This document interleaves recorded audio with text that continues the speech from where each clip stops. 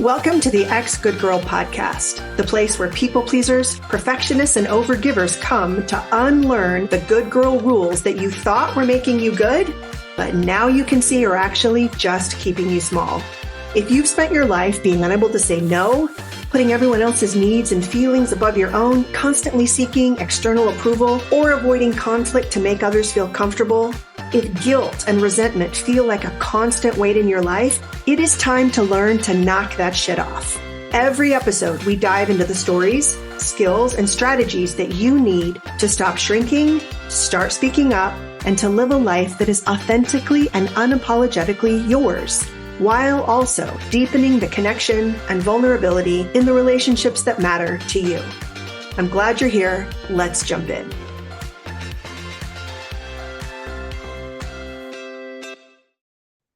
Short and sweet episode coming your way today that is really based on some work that I'm doing and a realization that I had that was really helpful, and I hope there's some value for you as well. I am currently working on resolving how I feel about charging money for my coaching services.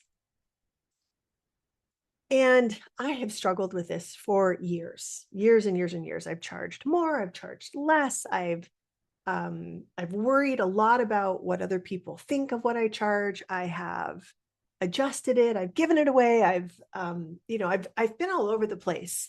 And a lot of that is because women are taught that we should be helpers. We should be givers. We should be willing to help other people and solve their problems for free, that our time is not really our own, that it's the best and highest use of it is to help other people. And so when you are in the type of profession that I am, where you are helping and wanting to help other people, for me, there's been some challenges, and there's a part of me that really believes that it is wrong to charge money when you could do it for free, right? It's wrong to charge money for something that comes easily to you. It's wrong to charge money to help other people resolve their problems. I should be willing to just do it for free. And that it's wrong to profit in some ways off of other people's suffering. And you can kind of hear that part has kind of a dramatic take on what I do, because it's not all suffering. Yes, people pleasing causes a lot of problems, and there is some suffering. Anyway, as I have tried to better understand what all the different parts of me have been programmed to believe, it has felt for a long time like this particular issue is I'm just kind of stuck in it. I could charge this, but then that's too much. I could charge this, but then it's too little. I could do this or do that or do this. And it all just kind of feels like I am trying to land on the right number that will keep other people happy and that will make me happy as well. And it's all over the place. That number doesn't exist. So you can see how the programming that I have grown up with really is kind of making me look outside of myself. What's the right answer? What does this person say I should charge? What will this person think? And it's kind of just tied me up in knots over the years. And so I just drop it. I've just kind of dropped it and, kind of limped along, not really feeling like I've made a powerful decision, or I've made a decision that I am very happy with, that really kind of resonates with my values. So I was talking about this with my coach last week, and in just the opportunity to talk through this with her, I realized I have had problems in the past that I thought were this kind of intractable, this stuck, and I was able to work through them. And that gave me such relief and hope. And so what I wanted to talk a little bit about is how I am now borrowing the process and kind of borrowing some belief from what I did before to help myself feel confident in this time where I don't have this pricing issue solved yet, but I'm using my past success with changing something. And I'm going to get into what it was in just a second. My past success in changing what I thought was just this intractable belief, and how I was able to finally kind of loosen my grip on that and have a different experience. I'm using that, the memory of that, to inform what I do next. So, what was the belief that I shifted? And why did it feel so immovable? When I was realizing just how out of alignment continuing to go to church was for me, when I really I'd looked at, what the Mormon church taught about things that were really sensitive and tender to me, and I didn't agree. I wanted to leave. I wanted to stop going, but I didn't feel like I would ever fully be able to leave. I felt like a part of me would always be wondering, should I go back? Was it the wrong decision? Am I messing up my kids? Am I missing something? Is there, a part of something that I'm not seeing that if I knew, I would want to go back to church? And so I kind of imagined myself leaving. And my fear was I would never fully be able to leave, that I would always feel kind of a lack of confidence about my decision, that I might always kind of crumple or collapse in the face of questions from people that I knew and loved who were still practicing Mormons. And I felt really kind of immobilized by that fear for a while. Like, I'm not ever fully going to be either in the church or out, just kind of in this limbo space between those two states. And it took up a lot of my time. It took up a lot of my brain space. And I think if I look back, the parts of me that were active were just really trying to protect me from making a decision where I might be open to the criticism and judgment of others, or where there might be some very normal things to regret or to feel sadness about the loss of. There are so many positive things about having a religious community, and Mormonism does a few things really, really well. There's a lot of opportunity for social connection and service, and a lot of opportunity to meet other people who, are like-minded. And I thought about the loss of those things and thought, gosh, will I ever get over that? Will I ever just not grieve that anymore? And so that limbo between wanting to leave but not feeling like I was able to, it feels a lot like the stuckness that I'm feeling right now. So when I looked back and asked myself, okay, so how did I do that? I had the opportunity to really kind of step through the steps. So first thing that I did was that I didn't demand that I make a change within a certain time period.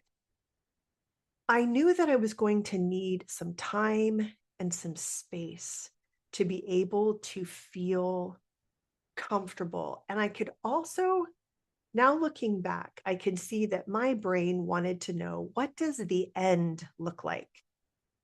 Our brains crave certainty. They create concrete evidence. They crave, the known, and do not like the unknown. And so my brain at the time was really wanting to get to, what is this going to look like on the other side? And I couldn't come up with something really concrete. But what I did was I had to trust myself to take just the next step. And if I look back, the way that I left the Mormon church was one step at a time. And for me, that journey was over lots of years. It was like over 7 or 8 years, right? Just one little step. And sometimes I didn't even realize that I was taking a step. But as I told myself the truth and didn't discount what I was feeling, I let it really, really matter how uncomfortable I was, how much I wanted something different, how the effects of what was being taught at church were showing up in my life and in the lives of those that I loved who were affected by them. I just did the next thing, the next step. I skipped meetings that I didn't want to be at. Then I started declining invitations to participate in other things that weren't in alignment for me. I started talking about my fears. I got a coach who helped me work through the grief. And I just did the next thing that felt right. And so what I was able to create over time is a lot of trust with myself, because every time I took the next step, I felt better. I was still scared, right? In a lot of situations, I was scared to completely disengage, completely leave. But I was the next step, the next step, the next step that really showed me, you can do this. You can do this. So when I think now about how stuck I felt around being able to fully leave Mormonism, it's not that it feels silly to me, because I remember what a struggle it was, but I am so confident and solid in my choice. I've had lots of people, question or try and poke holes in my reasons and, share their opinion of what I should be doing. And I can just say, okay, yeah, well, thanks for sharing your opinion. And I feel so rock solid, sturdy, and confident about that decision that it gives me a lot of hope that I can also feel that way someday about this decision that I'm working with now. So now when I'm looking at this current quote unquote problem, right? Opportunity to better understand myself, to better understand my parts, and to solve the issue at hand, which for me is I want to make a powerful, grounded, aligned with my values decision about what I charge. And I don't want it to be up for discussion. I want to feel confident and joyful about it. And I want it to accurately reflect the value that I provide. So the value that I'm getting out of looking back at how I solved that old problem is I realized with this new problem, what I charge, I was really being hard on myself. Why haven't you figured this out?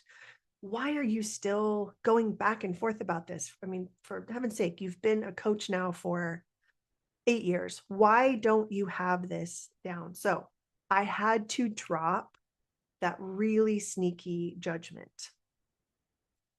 And I got to look back at how I already did it by taking the next step and holding it with gentleness, not a strict timeline, not any judgment or criticism, and some spaciousness that kind of gave my nervous system a chance to relax. Because the message that I was sending to myself is, listen, we can take our time with this. We can take all the time that we need to be able to make a decision that feels good.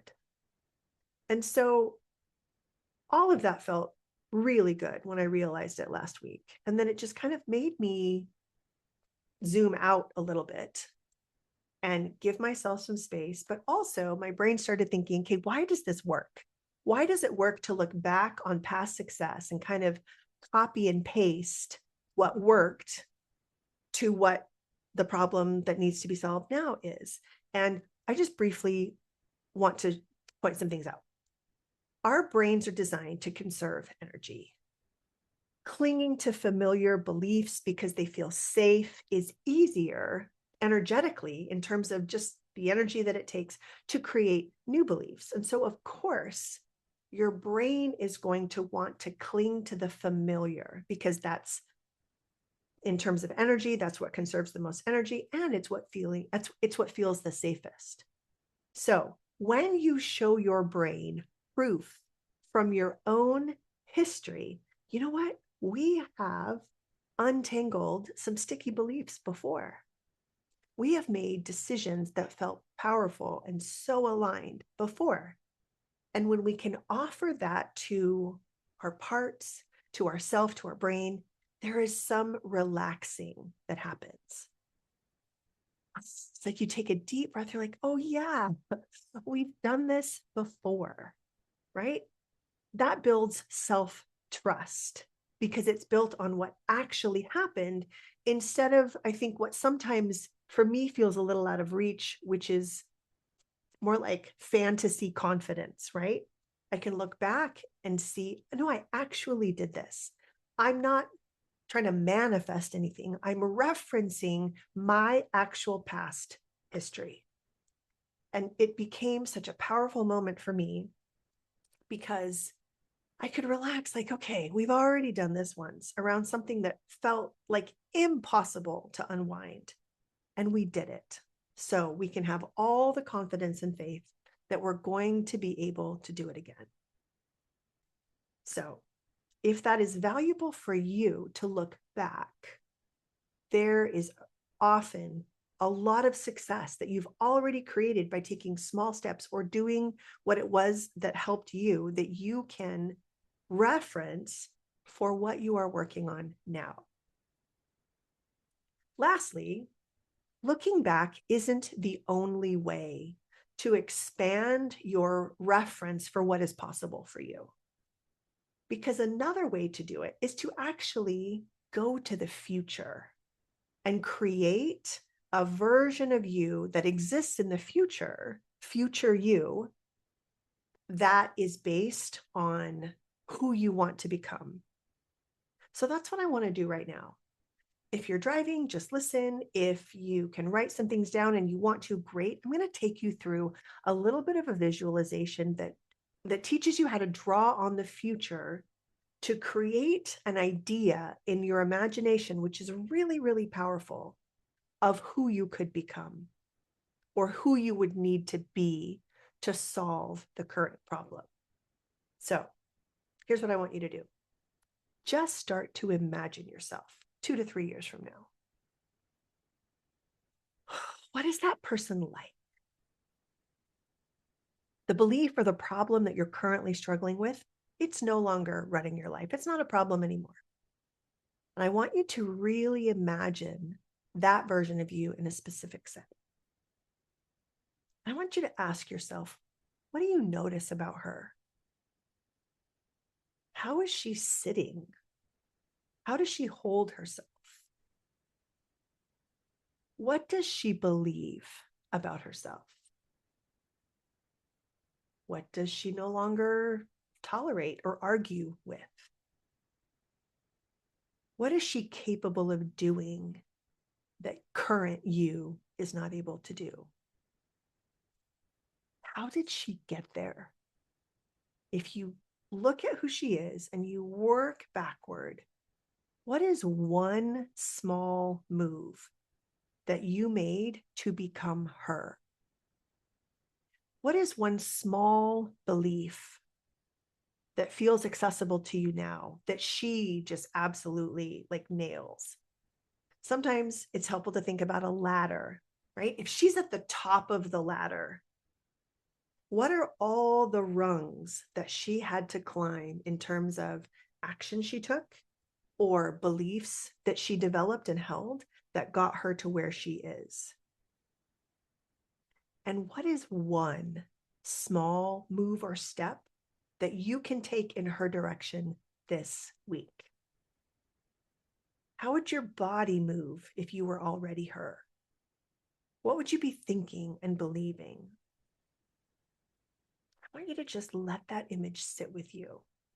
So if I were doing this about this desire for me to feel confident and joyful about the money that I charge, I would imagine future me explaining what I charge to a client, smiling, feeling so grounded and calm, handling objections with ease and with compassion, because money is, it's a sensitive subject for a lot of people. And what one person thinks is a lot of money, another person doesn't, and vice versa. So I just imagine myself talking about it very openly, very compassionately, but also feeling like sturdy about it. I'm smiling. I don't feel any pressure or any embarrassment or any shame. It just feels like sturdy confidence in my body. And so then if I ask myself, okay, what if that's at the top of the ladder, what's like the next rung for me? It might be something like reviewing my current prices and seeing how I feel about that. Like, do I feel happy and joyful and confident about where I am now? Interesting question. And I would take a look at that. And so using future me to guide this is so beautiful because it gives me a really powerful tool, my imagination, to create who I want to be and hold that out like the light at the end of the tunnel. And then all I have to do is let her tell me what I would do. I can ask future me, what's one thing you would share with me right now? Let me see if I can. My head really wasn't in it because I'm recording this episode, but I'm going to give myself just a beat here. Future me would tell me that it's possible to have a joyful exchange of money for goods and services. And if you're watching, this on my YouTube channel, otherwise, my face just kind of totally lit up because that's a belief that I don't have yet, right? I can see that it's possible. And I can see why my parts who grew up with a lot of money scarcity and insecurity would have a hard time believing that. Like, it's possible to have a joyful exchange of money for goods or services. And that feeling, it feels amazing for me right now.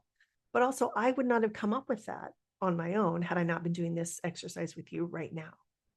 So I invite you to look to the past and to the future for help with solving the current issues that you're wrestling with.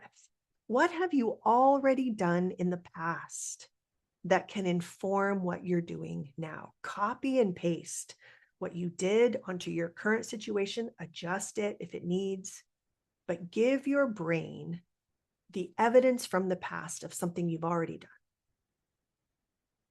And another equally powerful tool is looking to the future. Who do I have to be to solve this?